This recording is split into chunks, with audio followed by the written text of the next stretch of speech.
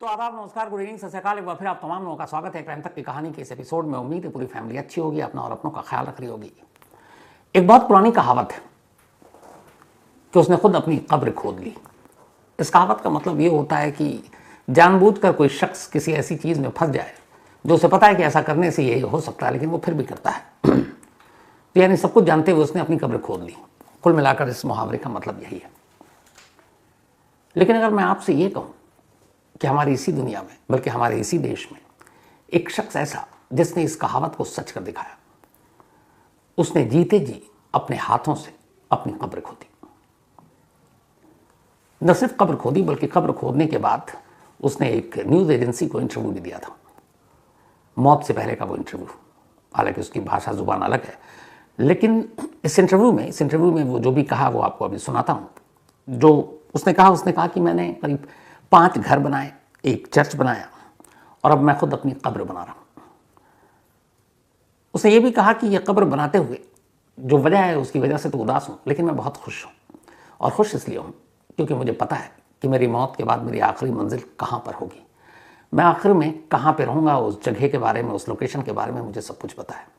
उम्र 80 साल और इनका जो नाम है वो है नक्का इंद्रैया। नक्का इंद्रैया ने साल भर पहले पीटीआई को ये इंटरव्यू दिया था और उसमें उन्होंने ये बात कही थी और तभी वो सुर्खियों में आए थे। अब ये तस्वीर भी देखिए, जिस कब्र की वो बात कर रहे हैं इंद्रैया, जीते जी वो शख्स जो अपनी कब्र खुद खोद रहा है और उसके बाद फिर उसने कुछ मजदूरों की भी हेल्प ली, यही वो कब्र है। अब तीसरी तस्वीर उन्हीं इंद्रैया की, अभी संडे को, लास्ट मतलब आज 13 है, 9 जैन को उनकी मौत हो गई।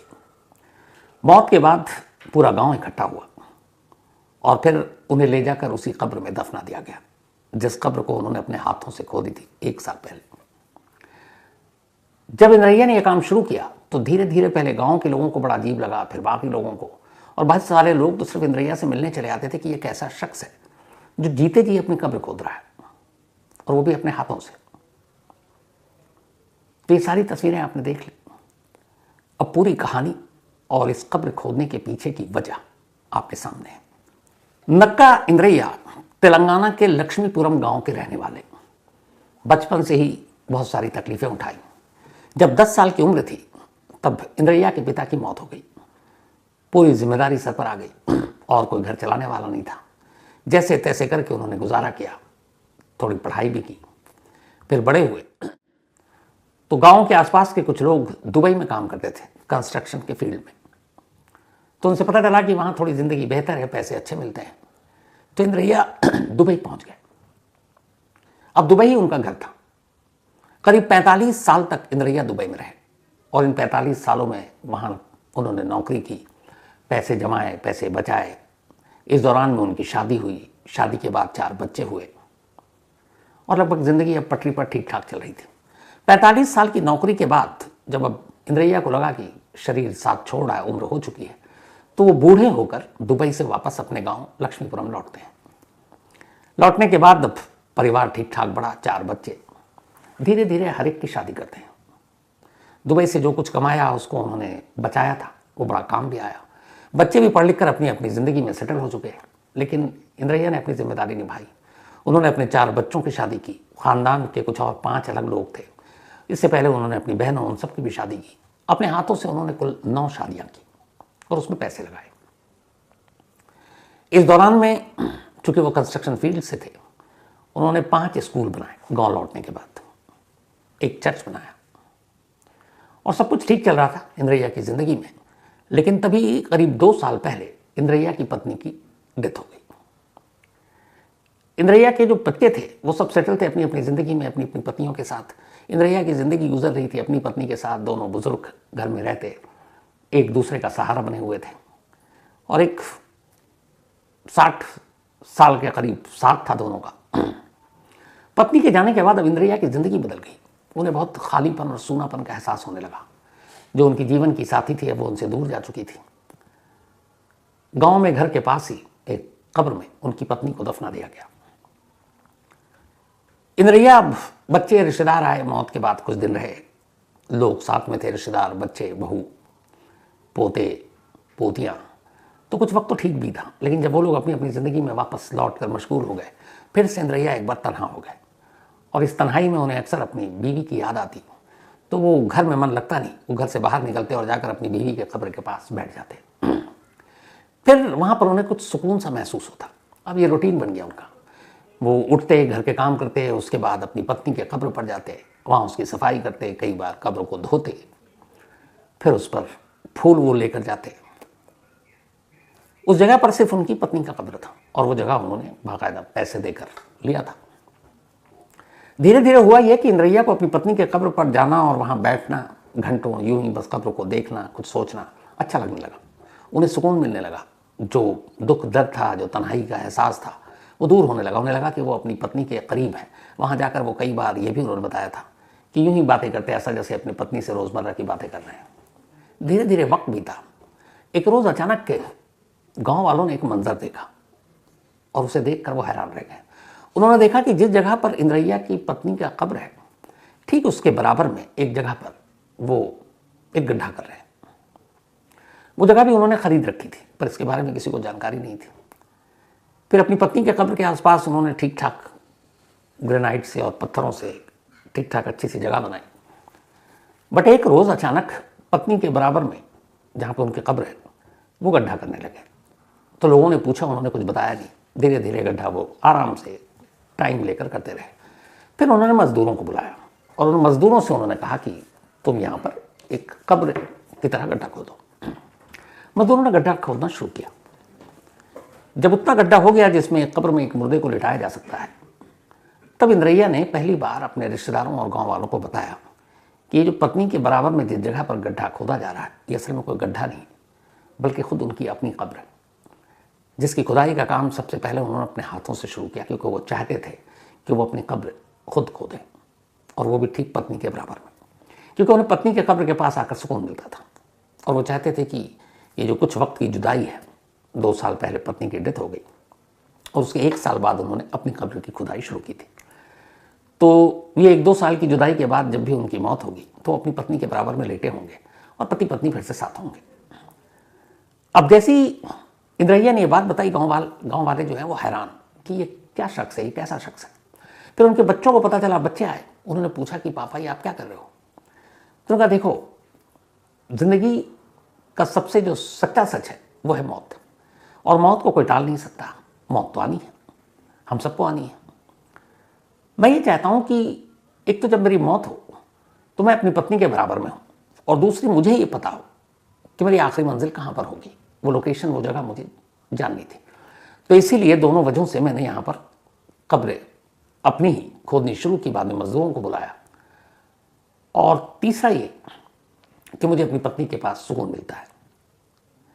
फिर उन्होंने कुछ फिलॉसफी वाली बातें की कि इस दुनिया में इंसान जो आया खाली हाथ जाता है और कुछ होता नहीं उसके पास, सारी दौलत और ये सारी चीज़ें यहाँ रह जाती हैं। तो उन्होंने ये बात बताई और साथ ही अपने बेटों को एक बात और कही। उन्होंने कहा कि जब मेरी मौत हो तो मैं ये नहीं चाहता हूँ कि मेरी मौत की खबर सुनकर तुम लोग अफसोस करो, और उस अफसोस और गम की घड़ी में तुम्हें कोई परेशानी उठानी पड़े कि पिता की मौत हो गई, अब उनको कब्रिस्तान ले जाना, उनको दफनाना है, उनके लिए कब्र खुदवानी है। तो मैं इन परेशानियों से तुम सबको बचाना चाहता हूँ, अपने चारों बच्चों को, चारों बेटों को, और इसीलिए मैं चाहता हूँ कि ये परेशानी मैं खुद उठाऊँ और मैं अपनी कब्र खुद खोदूँ। साल भर पहले उन्होंने इसकी खुदाई शुरू की। जब कब्र की खुदाई हो गई तो उन्होंने फिर शहर से, चूँकि ये गाँव में रहते थे तेलंगाना के लक्ष्मीपुरम, बाकायदा कीमती ग्रेनाइट के पत्थर मंगाए और उन पत्थरों को के ज़रिए आसपास के सारी चीज़ों की फर्निशिंग की, अच्छे से उसको सजाया, कब्र बनकर तैयार। अब उसके बाद उन्होंने उसके इर्द गिर्द जो जगह है खाली, वहाँ पर फूल, पत्तियाँ, ये सारे पौधे लगाए। फिर हर सुबह वो जाते, वहाँ जाकर उन पेड़ पौधों को देखते, उसमें पानी डालते, खाद डालते, साथ में अपनी पत्नी के लिए फूल ले जाते और वहीं पर बैठकर अपनी पत्नी का कब्र और अपने कब्र दोनों को देखते। 12 लाख रुपए का खर्च आया था अपनी कब्र बनाने में, चूँकि पत्थर कीमती था। तो कब्र बनकर तैयार। अब सिर्फ वो अपनी मौत का इंतज़ार कर रहे हैं। और धीरे धीरे ये हुआ कि जब गांव वालों ने बातें करनी शुरू की, रिश्तेदारों ने बातें करनी शुरू की, तो इंद्रैया ने कहा कि पता नहीं क्यों लोग मौत से डरते हैं।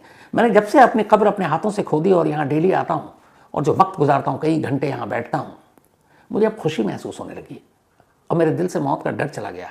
क्यों? क्योंकि मैं हर रोज़ अपनी उस जगह को देखता हूँ जो मेरी आखिरी और परमानेंट मंजिल है, कब्र, यहीं लिटाया जाना उसके बाद जो भी है। तो अब मेरे अंदर से डर और मौत का खौफ निकल चुका है।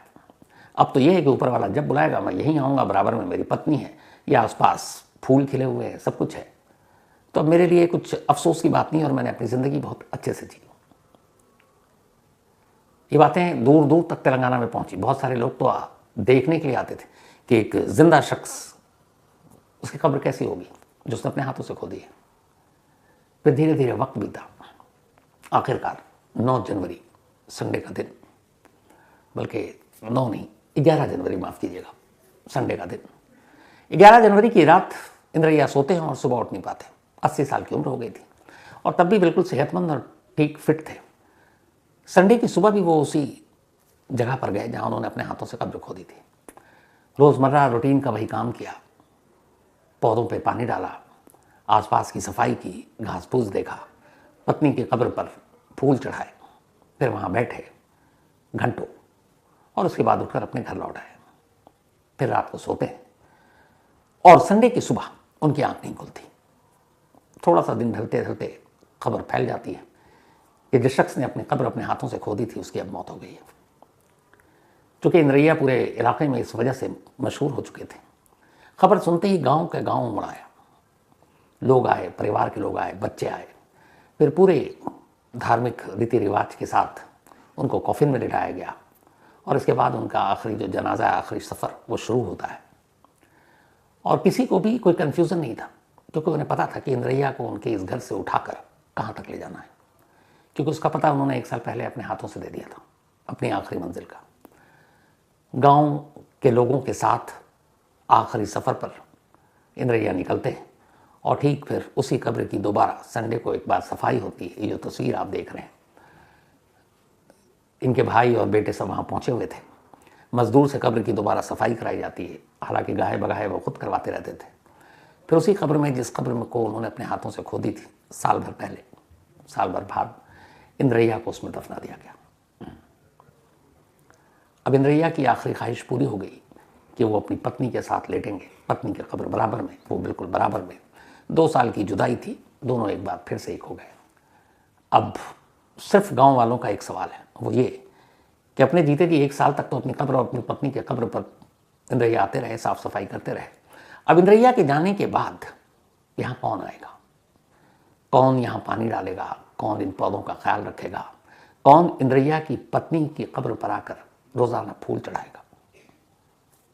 कुछ दिनों तक तो कुछ लोग आ सकते हैं, लेकिन दिक्कत यह है कि इंद्रैया के जो बाकी बच्चे हैं वो इस गांव से दूर रहते हैं। तो हमने भी अपने रिपोर्टर से बात की, कुछ दिनों बाद वहाँ का क्या हाल रहता है। जिस शख्स ने अपने कब्र की देखभाल 1 साल तक की, अब उसकी मौत के बाद वहाँ का मंजर क्या होता है, ये जानने की ज़रूर कोशिश करेंगे और किसी कहानी के दौरान इसका अपडेट आप तक ज़रूर पहुँचाऊँगा। तो ये थी वो कहानी जिस कहानी ने कई सबक दिया। पहला ये कि हम कितना भी भागें या डरे, मौत यकीनी है, आना ही है। और दूसरा ये कि एक शख्स अपनी पत्नी से इतना प्यार करता है कि उसके बराबर में ही वो हमेशा के लिए लेटना चाहता है। और तीसरा ये कि अगर मौत के डर को भगाना है तो फिर उसके और करीब जाओ। खुद अपनी कब्र उसने खोदी और सारी जिम्मेदारियां निभाई। ऊपर वाला इंद्रैया की आत्मा को शांति दे, यही दुआ है। तो इस अनोखी कहानी में फिलहाल इतना ही, लेकिन कहानी खत्म करूं उससे पहले वही अपना सिलसिला। आज टेंजिन गावा इनका बर्थडे है, तो हैप्पी बर्थडे टेंजिन। और ये इनके दोस्त हैं, टेंडोल न्यूयॉर्क में रहते हैं, उन्होंने विश भेजा है। तो हैप्पी बर्थडे टेंजिन गावा एंड थैंक्स टेंडल। रानी मिश्रा, इनका भी बर्थडे आज, तो हैप्पी बर्थडे रानी। और ये देवांशु पांडे जी की बहन है। साथ ही रुबीना खान, इनका भी आज बर्थडे है, तो हैप्पी बर्थडे रुबीना। और ये मुर्शिद खान की वाइफ है। श्रेया, इनका भी आज बर्थडे है, तो हैप्पी बर्थडे श्रेया। और ये गुरमैल सिंह की सिस्टर है। साथ ही मोहन पांडे का भी आज जन्मदिन है, तो हैप्पी बर्थडे मोहन जी। और ये सुष्मिता पांडे जी के पतिदेव हैं। डेजी, इनका भी आज बर्थडे है, तो हैप्पी बर्थडे डेजी। और ये आफ्ताब आलम की वाइफ है। साथ ही राम कुमार, इनका भी आज बर्थडे है, तो हैप्पी बर्थडे राम कुमार साहब। और ये गीतांजलि जी ने भेजा है, गीतांजलि जी के पतिदेव हैं राम जी। इसके अलावा Prakash R Sabkale, thank you so much Prakash R Sabkale ji, एक तो मेल लिखने के लिए। और ये टीचर हैं school of media studies Jalgaon में।